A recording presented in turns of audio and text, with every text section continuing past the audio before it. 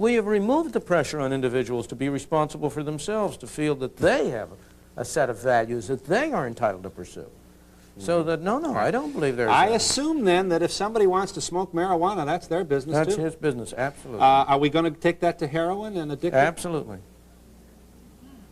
Now, let me go back on that one, because that's a very interesting thing. Even if on ethical principles you believe it is right to prevent somebody else from smoking heroin, as a matter of expediency, it's a terrible mistake. The largest... So is jumping off the bridge. No, I don't mean that. I mean it's a terrible mistake for society to render heroin illegal, because that increases the harm which heroin does. Why do we have so much crime in the inner cities and in the cities? Over 50% of it is attributed to crime for the sake of acquiring money to buy heroin. Why is heroin so expensive? Because it's illegal. We went through this with prohibition. Whether you believe it's right or wrong to prevent people from drinking alcohol, we had the experience with prohibition in which we found that it did more harm than good. And a lot of guys got shot in a garage. A lot of guys got shot, and more important, the basic respect for law was eroded. Law-abiding people who would never ordinarily have broken the law broke the law in order to get a drink. Because they knew that the law enforcement agencies could not possibly enforce with any efficiency the laws against the prohibition law. But the reason they couldn't enforce it was because it wasn't publicly backed. If the 90% of the public had been in favor of the prohibition law, you could have enforced it. But I'm promising you 90% of the public right now is in favor of enforcing prohibition against heroin. And you cannot enforce it. I agree. I was understating my case. Even with 90% of the people, you can't enforce it. And it does vastly more harm today because it is illegal than it would do if it were legal. Let me point out for a moment that more lives are lost each year through drinking alcohol than through heroin.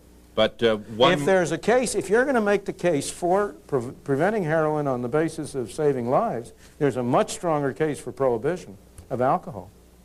But there would be some who would argue that to relax law enforcement or to take away law enforcement pressure on heroin trade is to ensure that heroin deaths will meet and exceed alcohol deaths. On the contrary, it would reduce the number of heroin deaths.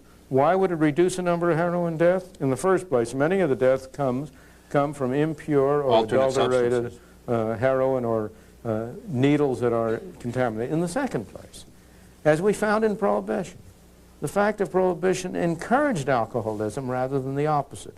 To the young people in particular, it became an adventure to go out and get drunk, to go to a speakeasy. Today, with heroin illegal, it pays a heroin pusher to create an addict. Because given that it's illegal, it's worth his while to spend some money on getting somebody else hooked. Because once hooked, he has a captive audience. If heroin were readily available everywhere, it wouldn't pay anybody to create an addict. Because the addict could then go anywhere to buy it. You have had experience with this. Britain has had legalized, not heroin in general, but they have had an arrangement under which certified addicts can get heroin from physicians on prescription. I assume. And it's done very much less harm than our system has. So I have no apologies for believing that far less harm would be done to this country by legalizing heroin than is now being done by trying to enforce heroin prohibition. I assume, like the baby in the car, you would support legislation prohibiting the sale of heroin and other addictive substances to juveniles. Well, that's a very hard question. I think there is a different case for juveniles.